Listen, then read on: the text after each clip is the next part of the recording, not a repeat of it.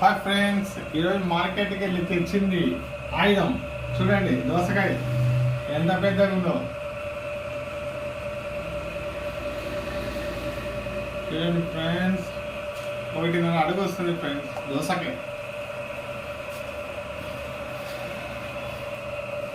దీన్ని ఇప్పుడు కటింగ్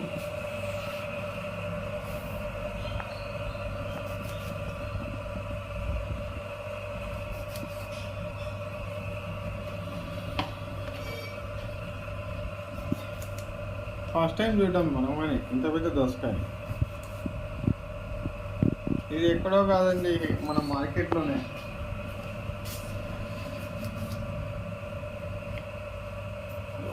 దోసకాయ